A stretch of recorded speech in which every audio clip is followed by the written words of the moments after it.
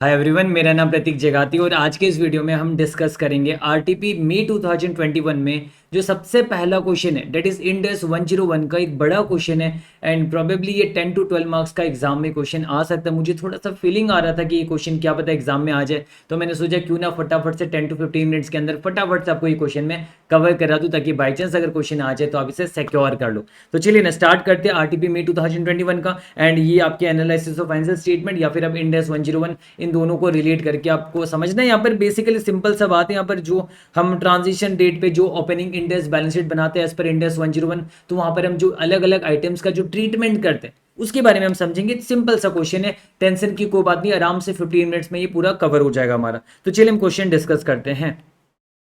Him Limited having net worth of rupees 250 crore is required to adopt Ind AS from 1st April 2002 in accordance with the company's rules 2015. Rahul, the senior manager of Him Limited, has identified following issues which need specific attention of CFO so that opening Ind AS balance sheet as on the date of transition can be prepare. तो आप देखिए, आप पहली पहली बार index लगा रहे हो, तो जब हम पहली पहली बार इंडेक्स लगाते एएसएम इंडेक्स में स्विच करते हैं, तो ऐसा सिचुएशन में हमें ओपनिंग इंडेक्स बैलेंस शीट बनाना पड़ता है ना।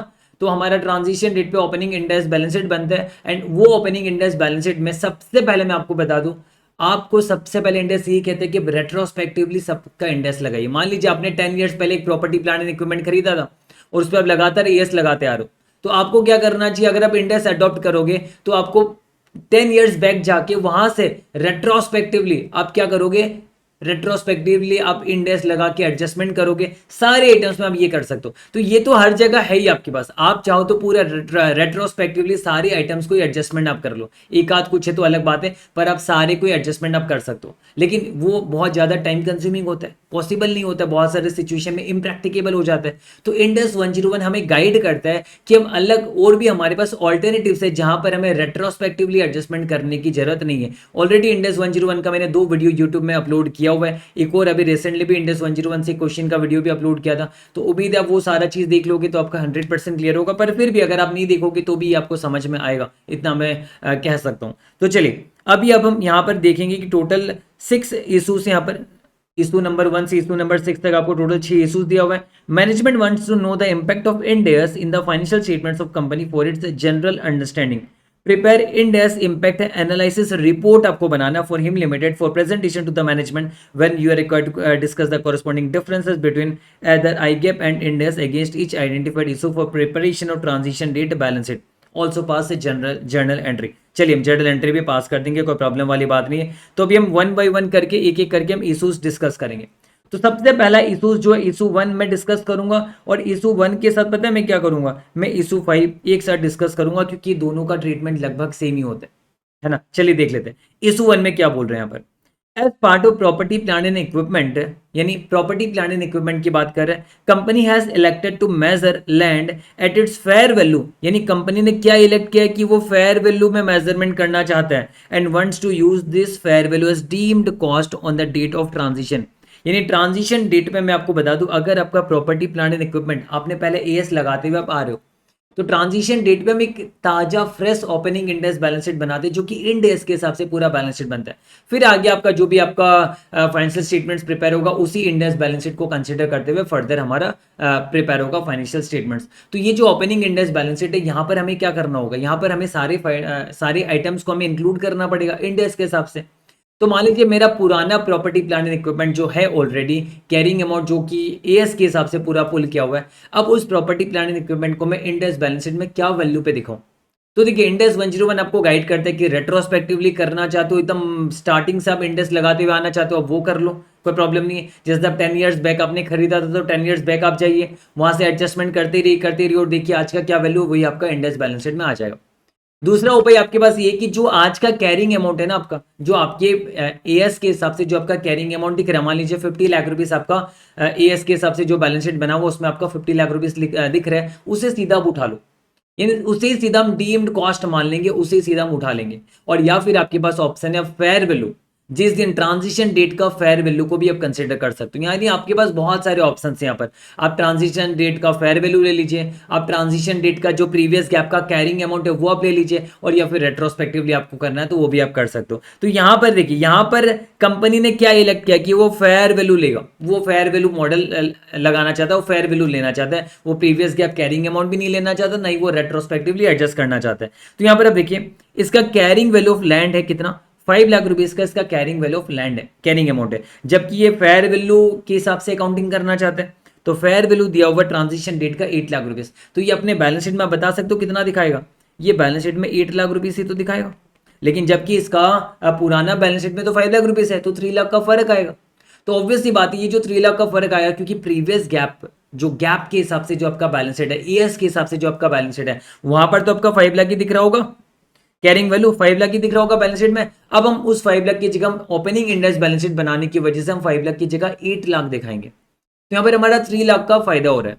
तो जनरली मैं आपको समझा देता हूँ, यहाँ पर मैं सिर्फ बैलेंस शीट बनाता हूँ, ओपनिंग इंडेक्स, हम प्रॉफिट एंड लॉस वगैरह ये सब नहीं बनाते। तो इसलिए जब प्रॉफिट एंड लॉस वगैरह नहीं बनाते तो पीएल का बात ही नहीं है, यानी कहीं पर भी कोई भी फायदा होगा जनरली वो कहाँ जाएगा, रिटेन अर्निंग्स में जाएगा, क्योंकि पीएल भी तो अल्टीमेटली बैलेंस शीट में रिटेन अर्निंग्स के अंदर ही तो जाता है।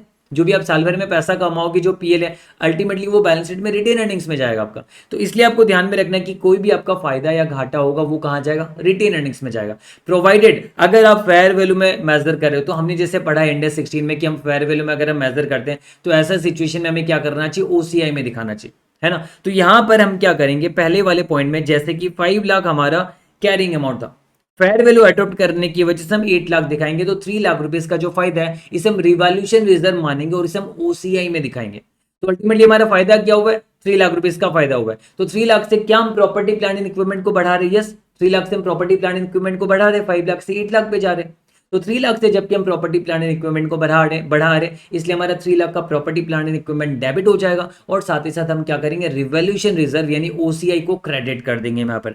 तो पहला इशू का आपका जर्नल एंट्री जो होगा, यहाँ पर मैंने आपके लिए सॉल्यूशन पूरा लिख रखा है, टेंशन की कोई बात नहीं। आप टेलीग्राम चैनल पे जाइए, वहां पर से आप इस पीडीएफ फाइल को डाउनलोड कर लीजिएगा, एंड आप इसी को रेफर डायरेक्टली कर सकते हो। ये मैं पीडीएफ अपलोड कर दूंगा, डिस्क्रिप्शन में लिंक है, हमारे एप्लीकेशन टेलीग्राम चैनल सबका लिंक है डिस्क्रिप्शन में। तो आप देखिए यहाँ पर ऑब्वियसली बात है, आपके पास ऑप्शन है, आप फेयर वैल्यू में भी रिकॉर्ड कर सकते हो, प्रीवियस गैप कैरिंग अमाउंट भी आप कंसिडर कर सकते हो एज ए डीम कॉस्ट, पर यहाँ पर कंपनी ने क्या डिसाइड किया कि वो फेयर वैल्यू लेगा, तो चलिए अच्छी बात है। तो यहाँ पर जर्नल एंट्री क्या होगा, प्रॉपर्टी प्लांट एंड इक्विपमेंट को हमको 5 लाख से 8 लाख पे पहुंचाना है, तो 3 लाख से हमें प्रॉपर्टी प्लांट एंड इक्विपमेंट को बढ़ाना है, और अल्टीमेटली ये जाएगा का रिवॉल्यूशन रिजर्व यानी ओसीआई में चला जाएगा 3 लाख रुपए। अगर घटता तो हमेशा ही रिटेन अर्निंग्स में ही जाता था। चलिए, तो पॉइंट नंबर 1 हमारा क्लियर हो गया अच्छी तरीके से। अब मैं आपको पहले कराऊंगा पॉइंट नंबर 5, इशू नंबर 5, क्योंकि उसी से सिमिलर है, क्योंकि property plant and equipment, intangible assets और राइट ऑफ यूज एसेट्स, इन तीनों का एक ही कंसेप्ट है। जैसे कि रेट्रोस्पेक्टिव कर सकते हो, प्रीवियस की आप कैरिंग अमाउंट ले सकते हो, या फिर आप फेयर वैल्यू में रिकॉर्ड कर सकते हो ओपनिंग इंडेक्स बैलेंस शीट में। तो यहाँ पर इशू नंबर 5 में क्या बोला, कंपनी ने एक इंटेंजिबल एसेट्स एक्वायर किया था 2,50,000 रुपीज का।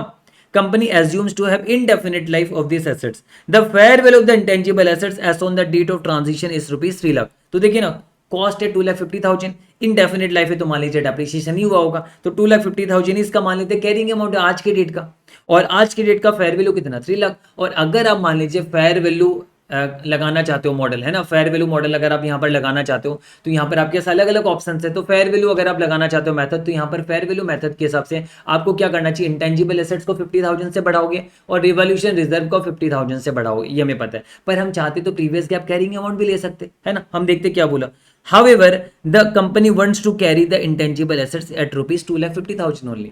यानी यहाँ पर ये 2,50,000 में ये दिखाना चाहता है, तो चलिए अच्छी बात है, कोई प्रॉब्लम नहीं है, ये दिखा सकता है यहाँ पर, कोई प्रॉब्लम वाली बात, यानी ये प्रीवियस गैप कैरिंग अमाउंट ले रहा है, ये प्रीवियस गैप कैरिंग अमाउंट लेना चाहता है, तो चलिए अच्छी बात है, कोई प्रॉब्लम नहीं। पर ध्यान दे, जब कभी भी आप प्रीवियस गैप कैरिंग अमाउंट लेते हो तो सेम क्लास ऑफ एसेट्स में सब में आपको प्रीवियस गैप कैरिंग अमाउंट ही लेना पड़ेगा, ये आपको ध्यान में रखना है। तो यहाँ पर 2,50,000 रुपीज पे ऑलरेडी बैलेंस शीट में है, एएस के हिसाब से। इंड एस के हिसाब से भी हम वही वैल्यू को कंसिडर करें तो जनरल एंट्री में तो जीरो होगा, कुछ होगा ही नहीं, क्योंकि 2,50,000 आपको ऑलरेडी बैलेंस शीट में दिख रहा है एएस के हिसाब से। इंड एस बैलेंस शीट में भी हम 2,50,000 ही दिखाएंगे, प्रीवियस गैप कैरिंग अमाउंट, तो कोई फर्क ही नहीं आएगा, तो अल्टीमेटली कोई जनरल एंट्री यहाँ पर होने वाला नहीं है। तो पॉइंट नंबर 5 में आप देख सकते हो कि जबकि यहाँ पर कैरिंग अमाउंट लिया जा रहा है, वही कैरिंग अमाउंट लिया जा रहा है, तो कोई एंट्री की जरूरत ही नहीं है, एंट्री यहाँ पर कोई रिक्वायरमेंट नहीं होगी आपकी। तो यहाँ पर हमने पॉइंट नंबर 1 और पॉइंट नंबर 5 हमने अच्छी तरीके से क्लियर कर लिया।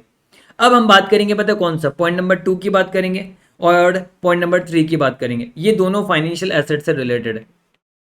और मैं आपको बता दूं फाइनेंशियल एसेट्स यानी जो हम फाइनेंशियल इंस्ट्रूमेंट्स में पढ़ते हैं, in case of financial assets या फिर in case of financial liability, इन दोनों सिचुएशन में आपको ये ध्यान में रखना, आप हमेशा कोशिश करोगे रेट्रोस्पेक्टिवली जाने का, यानी रेट्रोस्पेक्टिवली जाओगे, इफेक्टिव इंटरेस्ट रेट निकाल के रेट्रोस्पेक्टिवली आप एडजस्टमेंट करोगे। लेकिन अगर आपके लिए प्रैक्टिकली पॉसिबल नहीं है, अगर इम्प्रैक्टिकेबल हो जा रहा है, अगर प्रैक्टिकेबल है आपके लिए पॉसिबल है, तब तो आप रेट्रोस्पेक्टिवली करिएगा फाइनेंशियल एसेट्स और फाइनेंशियल लायबिलिटी में। पर अगर आपके लिए इम्प्रैक्टिकेबल हो रहा है तो ऐसे सिचुएशन में स्टैंडर्ड आपको अलाउ करता है, तो आप क्या कर सकते हो, ट्रांजिशन डेट में आप उसका फेयर वैल्यू ले लीजिए, फेयर वैल्यू को आप कंसीडर कर लीजिए, ऐसे डीम कॉस्ट आप दिखा सकते हो। तो फाइनेंशियल एसेट्स में हमारे पास दो उपाय है, हम प्रीवियस गैप कैरिंग अमाउंट नहीं ले सकते, या तो हम रेट्रोस्पेक्टिवली जाएंगे, एडजस्टमेंट करेंगे पूरा फाइनेंशियल एसेट्स में, और या फिर अगर पॉसिबल नहीं, प्रैक्टिकेबल नहीं है, तो हम आज का फेयर वैल्यू कंसीडर करेंगे, यानी property plant and equipment, intangible assets और आरओयू एसेट्स की तरह यहाँ पर ऐसा नहीं है कि हम यहाँ पर प्रीवियस गैप कैरिंग अमाउंट ले लें, तो यहाँ पर हम नहीं ले सकते। तो इधर रेट्रोस्पेक्टिव जाइए या फिर आप आज का फेयर वैल्यू लीजिए। तो यहां पर हम देखते हैं क्या बोला इशू नंबर 2 में, under Ind AS the company has designated mutual fund as investment, ये फाइनेंशियल एसेट्स ही तो हुआ है ना, at fair value through profit and loss, यानी एफबीटी पे अकाउंटिंग किया जा रहा है यहाँ पर। The value of mutual funds as per previous GAAP was ₹4 lakh, 4 lakh previous GAAP के हिसाब से 4 लाख था। हाउएवर इसका फेयर वैल्यू जो दिया हुआ है कितना है, 5 लाख दिया हुआ है। तो यहाँ पर रेट्रोस्पेक्टिव का कोई डेटा है नहीं, फेयर वैल्यू दिया हुआ, तो मानेंगे हम फेयर वैल्यू अडॉप्ट कर रहे हैं। तो फेयर वैल्यू अडॉप्ट करने की वजह से हमें क्या करना है, हमें इन्वेस्टमेंट को इंक्रीज करना है, कितने से, 1 लाख से इंक्रीज करेंगे, क्योंकि 4 लाख से 5 लाख दिखाएंगे, तो 1 लाख से आपका इन्वेस्टमेंट इंक्रीज होगा। तो ये जो आपका इन्वेस्टमेंट इंक्रीज होगा, जबकि यहाँ पर एफबीटी पे अकाउंटिंग हो रहा है ना, हम एफबीटी पे डेसिग्नेट कर रहे हैं। अगर हम एफबीटी ओसीआई डेसिग्नेट करते हैं तो फाइनेंशियल एसेट्स में हम ओसीआई में दिखाते हैं, ये कोई प्रॉपर्टी प्लांट एंड इक्विपमेंट नहीं है, क्या बोलोगे रिवॉल्यूशन गेन हुआ है तो ओसीआई में जाएगा, वो तो property plant and equipment intangible assets में जाता है। लेकिन यहाँ पर बात हो रहा है फाइनेंशियल एसेट्स का, फाइनेंशियल एसेट्स में अगर आप एफबीटी पे अकाउंटिंग करते हो तो सारा गेन और लॉस पीएल में जाता है, एफबीटी ओसीआई करोगे तो सारा गेन और लॉस ओसीआई में जाएगा। तो यहाँ पर हम डेसिग्नेट क्या कर रहे हैं, fair value through profit and loss, तो इस वजह से जो भी डिफरेंस आएगा आपका कहां जाएगा, पीएल अकाउंट में जाएगा। डेट इज पीएल तो यहाँ पर बनता नहीं, आपका रिटेन अर्निंग में जाएगा, है ना, क्योंकि बैलेंस शीट बना रहे हैं और ऐसे भी पीएल का सारा बैलेंस तो बैलेंस शीट में रिटेन अर्निंग में जाता है। तो अल्टीमेटली यहाँ पर 4 लाख आपका प्रीवियस गैप के हिसाब से पुराने बैलेंस शीट में। अब जो ओपनिंग इंडेक्स बैलेंस शीट बनाओगे वहां पर आप कितना दिखाओगे, 5 लाख दिखाओगे। तो 1 लाख से बढ़ाना है, तो 1 लाख से क्या बढ़ेगा, फाइनेंशियल एसेट्स बढ़ेगा आपका 1 लाख से, यानी investment in mutual fund 1 lakh से बढ़ेगा, जो कि फाइनेंशियल एसेट्स है। 2 क्या होगा, रिटेन अर्निंग, पीएल की जगह 2 रिटेन अर्निंग लिखेंगे 1 लाख का। तो चलिए इशू नंबर 2 पे, यहाँ पर ऑलरेडी मैंने लिखा हुआ, जस्ट रीड कर देना, मैंने समझाई दिया आपको, जर्नल एंट्री में बता दे रहा हूँ सीधा। यहाँ पर एफबीटी पे अकाउंटिंग चूज हो रहा है, तो ये financial assets account debit, that is investment in mutual fund account debit, ये फाइनेंशियल एसेट्स ही है ना। 2 रिटेन अर्निंग्स 1 लाख का हमने दिखा दिया जर्नल एंट्री, बस बात खत्म। चलिए तो हमने इशू नंबर 3 भी कंप्लीट कर लिया अच्छी तरीके से। 3 नहीं किया हमने, कौन से किया था अभी, इशू नंबर 2 कंप्लीट किया। अब हम इशू नंबर 3 देखेंगे। चलिए स्टार्ट करते हैं issue number 3। Company had taken a loan from another entity, तो लोन अगर मैं किसी एंटिटी से लूंगा तो मेरे लिए फाइनेंशियल लायबिलिटी होगा, तो ये फाइनेंशियल लायबिलिटी का केस है यहाँ पर। The loan carries an interest rate of 7% and it had incurred certain transaction cost while obtaining the same. It was carried at cost on its initial recognition. The principal amount is to be repaid in equal installments over the period of the loan. कुछ बातें बोली जा रहा है। Interest is payable at each year end. The fair value of the loan as on the date of transition is 1,80,000. Fair value दिया हुआ है और इसका कैरिंग अमाउंट जो है ना वो 2 लाख रुपीज का है। तो यहाँ पर आप देखिए रेट्रोस्पेक्टिव फाइनेंशियल एसेट्स या फाइनेंशियल लायबिलिटी, रेट्रोस्पेक्टिवली करने का कोई डेटा है नहीं, तो हम यहाँ पर देखेंगे कैरिंग अमाउंट है 2 लाख का, पर फेयर वैल्यू 1,80,000। तो फाइनेंशियल एसेट्स और फाइनेंशियल लायबिलिटी में तो दो ही उपाय है, प्रीवियस गैप कैरिंग अमाउंट तो ले ही नहीं सकते आप यहाँ पर, है ना। तो यहाँ पर आप भूल जाइए कि आप previous gap carrying amount 2 lakh पर प्रेजेंट कर सकते हो, नहीं, आपको इधर रेट्रोस्पेक्टिव या फेयर वैल्यू में जाना है। तो हमें क्या दिखाना पड़ेगा, 1,80,000 दिखाना पड़ेगा। तो मेरी बात सुनिए, आपका पुराने बैलेंस शीट में जो एएस के हिसाब से बैलेंस शीट था वहां पर 2 लाख रुपीज का कैरिंग अमाउंट ऑफ लाइबिलिटी था, ये एसेट नहीं है, ये फाइनेंशियल लाइबिलिटी है। तो 2 लाख रुपीज का अगर फाइनेंशियल लाइबिलिटी आपका था, अब आप ओपनिंग इंडेक्स बैलेंस शीट के हिसाब से 1,80,000 का फाइनेंशियल लाइबिलिटी दिखाओगे, क्योंकि 1,80,000 is the fair value of financial liability. तो बताइए क्या फाइनेंशियल लाइबिलिटी को मैं कम कर रहा हूं? अगर मैं फाइनेंशियल लाइबिलिटी को कम करूंगा तो मेरा फायदा होगा या घाटा होगा? मेरा फायदा होगा। अगर मैं फाइनेंशियल लाइबिलिटी को कम करूंगा मेरा फायदा होगा यहाँ पर। तो ऐसा सिचुएशन में अगर मेरा फायदा होगा, और हमने पढ़ा है फाइनेंशियल लाइबिलिटी में तो एफबीटी ओसीआई का कोई कंसेप्ट ही नहीं होता है ना, ओसीआई का कोई कंसेप्ट ही नहीं होता यहाँ पर। तो ऑब्वियसली बात है, यहाँ पर जो भी फायदा होगा या घाटा होगा कहाँ जाएगा? पीएल यानी अल्टीमेटली रिटेन अर्निंग्स में जाने वाला है।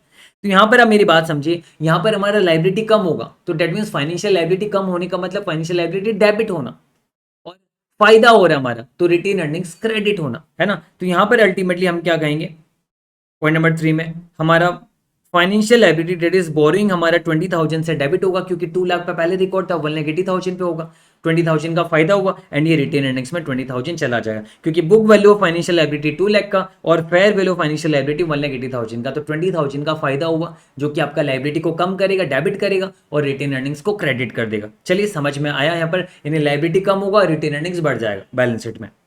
चलिए पॉइंट नंबर 2, पॉइंट नंबर 3 भी हमने कर लिया, तो अब आप चैन की सांस ले सकते हो। अब क्वेश्चन में कुछ बचा नहीं है दम ज्यादा, अब हम आराम से देख लेंगे क्वेश्चन को। Issue number 4, the company has declared dividend of ₹30,000 for the last financial year. On the date of transition the declared dividend had already been deducted by the accountant from the company's reserve and surplus. तो company ने dividend declare किया और reserve and surplus से कम भी कर दिया इन्होंने, and dividend payable has been grouped under provision, अपने दिखा दिया, प्रोविजन के नाम पे अपने 30,000 दिखा दिया। The dividend was only declared by the board of directors. क्या बोर्ड ऑफ डायरेक्टर्स डिक्लेयर करते तो मिलता है? नहीं, share holder annual general meeting में शेयर होल्डर अप्रूव करेंगे तब डिविडेंड डिक्लेयर माना जाएगा। ये तो प्रपोज हुआ, ये कोई काम का नहीं है। बोर्ड ऑफ डायरेक्टर्स अगर डिविडेंड डिक्लेयर करेगा तो जब तक वो अप्रूव नहीं होगा शेयर होल्डर से, तब तक हम नहीं मानेंगे कि राइट टू डिविडेंड पेएबल या रिसीवेबल एस्टैब्लिश हो रहा है, ऐसा कुछ भी नहीं है। तो यहाँ पर it was not approved in the AGM of share holder, ये अप्रूव अभी तक नहीं हुआ है। However, subsequently when the meeting was held, it was ratified by the shareholder। तो बात का subsequently के बाद हम नहीं करें, हम आज की बात करें। तो आज की डेट में क्या अप्रूव हुआ शेयर होल्डर का? नहीं हुआ। तो क्या ये प्रोविजन बनाया जो गलत बनाया? ये सिर्फ प्रोविजन गलत बनाया, हमें क्या करना चाहिए? रिवर्सल करना चाहिए। तो पहले प्रोविजन जब बनाया होगा तो पीएल टू प्रोविजन बनाया होगा, पीएल अकाउंट को कम किया, प्रोविजन को क्रेडिट किया। अब हम रिवर्स करेंगे तो हम प्रोविजन को डेबिट कर देंगे और रिटेन अर्निंग को बढ़ा देंगे, बात खत्म। यानी पहले के जो प्रोविजन बढ़ाया हुआ तो उसे कम करना, प्रोविजन कम करना मतलब डेबिट करना, और कम करेंगे तो पीएल आपका बढ़ेगा, फायदा है ना। प्रोविजन कम किया, लाइबिलिटी कम किया तो फायदा, तो फायदा यानी रिटेन अर्निंग्स तो हम यहाँ पर दिखाएंगे, पीएल तो दिखाएंगे नहीं, बैलेंस शीट बना रहे, तो रिटेन अर्निंग्स हमारा क्या होगा? क्रेडिट हो जाएगा। तो अल्टीमेटली हमारा एंट्री क्या होगा? प्रोविजन अकाउंट को डेबिट करेंगे, रिटेन अर्निंग्स को 30,000 से क्रेडिट करेंगे, बस बात खत्म, सिंपल सी बात है यहाँ पर। तो चलिए ये भी आपको समझ में अच्छी तरीके से। फिर लास्ट इशू नंबर 6 है यहाँ पर, after consideration of possible effects as per Ind AS the deferred tax impact computed as ₹25,000। तो ऊपर का सारा एडजस्टमेंट करने के बाद इन्होंने हमें बता दिया कि 25,000 का डेफर्ड टैक्स इंपैक्ट आ रहा है, और ये इंपैक्ट जो आ रहा है ना, ये आपका इंक्रीज करेगा डेफर्ड टैक्स लाइबिलिटी को। अच्छा, इन्होंने बता दिया डेफर्ड टैक्स लाइबिलिटी क्रिएट होने वाला 25,000 का, तो डेफर्ड टैक्स लाइबिलिटी क्रिएट होता है तो मतलब क्रेडिट होगा, तो लाइबिलिटी तो क्रेडिट होता है, तो डेफर्ड टैक्स लाइबिलिटी है, लाइबिलिटी होना मतलब लाइबिलिटी जनरेट होना मतलब नुकसान होना, यानी नुकसान यानी रिटेन अर्निंग्स डेबिट होना, यानी retained earnings debit to deferred tax liability हो जाएगा हमारे यहाँ पर। तो आप देख सकते हो retained earnings debit to deferred tax liability हो गया हमारा। अब मैं यहाँ पर क्या करूंगा, एक छोटा सा बैलेंस शीट आपके लिए बनाऊंगा जहां पर मैं सारे एडजस्टमेंट को दिखा दूंगा। तो यहाँ पर अब देखिए, प्रॉपर्टी प्लांट एंड इक्विपमेंट सबसे पहले हमने किया था एकदम पहली बारी में, फर्स्ट में हमने प्रॉपर्टी प्लांट एंड इक्विपमेंट को 3 लाख से बढ़ाया था, तो ये 3 लाख से प्रॉपर्टी प्लांट एंड इक्विपमेंट बढ़ा था, और ओसीआई आपका रिवॉल्यूशन रिजर्व में ओसीआई आपका 3 लाख से बढ़ा था यहाँ पर, ये हमने किया था। फिर इंटेंजिबल एसेट्स आपको याद है, इंटेंजिबल एसेट्स हमने कहा था कि इसको तो हम कैरिंग अमाउंट में दिखा रहे, प्रीवियस गैप कैरिंग अमाउंट में दिखा रहे, तो कोई एडजस्टमेंट भी नहीं हुआ और यहाँ पर भी कोई एडजस्टमेंट नहीं हुआ, क्योंकि ये कुछ एडजस्टमेंट होना ही नहीं था, हमने प्रीवियस गैप कैरिंग अमाउंट में दिखाया, तो कोई एडजस्टमेंट का जरूरत नहीं पड़ा इंटेंजिबल एसेट्स में। याद होगा हमने कोई एंट्री पास नहीं किया था इंटेंजिबल एसेट्स में, ये देखिए कोई एंट्री रिक्वायर नहीं था। फिर हम फाइनेंशियल एसेट्स की बात करें थे पॉइंट नंबर 2 में, तो यहाँ पर क्या हो रहा था, इन्वेस्टमेंट इन म्यूचुअल फंड आपका 1 लाख से बढ़ रहा था, याद आया। इशू नंबर 2 4 लाख से 5 लाख हुआ था ना, तो आपका फाइनेंशियल एसेट्स यानी इन्वेस्टमेंट इन म्यूचुअल फंड आपका 1 लाख से बढ़ रहा था, और कॉरिस्पॉन्डिंगली हम लोग रिटेन अर्निंग्स को भी 1 लाख से बढ़ा देंगे यहाँ पर। फिर आगे एक और फाइनेंशियल लाइबिलिटी था आपका, याद है फाइनेंशियल लाइबिलिटी बोरोइंग्स, कहाँ गया बोरोइंग्स? बोरोइंग्स पॉइंट नंबर 3 पे। तो बोरोइंग्स देखिए 2 लाख का जगह हम 1,80,000 दिखा रहे थे, तो लाइबिलिटी हमारा 2 लाख से कम हो रहा था। डेट इज हमारा बोरोइंग्स अगर हम कहें, बोरोइंग्स हमारा कम हो रहा है 20,000 से, इसलिए रिटेन अर्निंग्स हमारा 20,000 से बढ़ा, फायदा हुआ हमारे ये हमने देखा। फिर आगे प्रोविजन को हमने ऑल्टर किया था, याद है? हाँ, इशू नंबर 4 में हमने प्रोविजन जो डिविडेंड डिक्लेयर का प्रोविजन बनाया था उसे रिवर्स करना था। तो इसका मतलब क्या होगा, जो प्रोविजन क्रिएटेड था ये अब रिवर्स होगा, तो 30,000 से रिवर्स होके कम हो जाएगा, यानी ये रिटेन अर्निंग्स को क्या करेगा, 30,000 से बढ़ा देगा आपका यहाँ पर।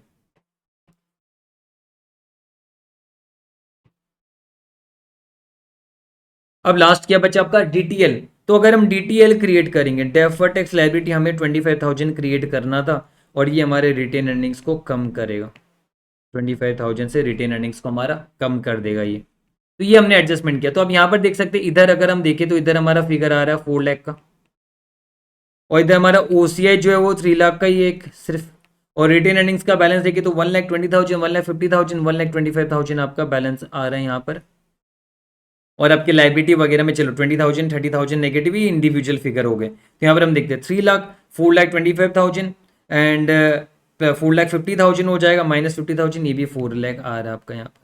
तो देखिए दोनों साइड बैलेंस शीट मैच कर रहा है। तो ये तो मुझे आपको बताना था, मैंने डबल इफेक्ट सारा बताया एंड जर्नल एंट्री भी हमने पास कर ली। तो मुझे उम्मीद है अब आपको क्वेश्चन ये पूरा अच्छी तरीके से समझ आ गया। साथ ही साथ आपको ये पीडीएफ मेरा मिल जाएगा टेलीग्राम चैनल पे, आप जाइएगा, इसका सॉल्यूशन, ठीक है, इसका सॉल्यूशन तो ये आपको पूरा पीडीएफ मिल जाएगा। और इसका आपको अगर सॉल्यूशन चेक करना है, आपको अगर इच्छा है आईसी का सॉल्यूशन, तो आप आरटीपी को फॉलो कर सकते हो। आरटीपी में पहला क्वेश्चन ही है जिसका सॉल्यूशन आप जस्ट एक बार फॉलो कर लीजिएगा अगर आपका मन हो तो, है ना। अदरवाइज हमने करा दिया यहाँ पर, इन्होंने बोला एएस और उसका भी अगेंस्ट आप कुछ बताइए, पर वो जरूरत नहीं था, जितना हमने किया ये एग्जाम के लिए मोर देन सफिशिएंट है। तो इसका पीडीएफ आप टेलीग्राम से डाउनलोड कर लीजिएगा, डिस्क्रिप्शन में लिंक रहेगा। चलिए बाय बाय।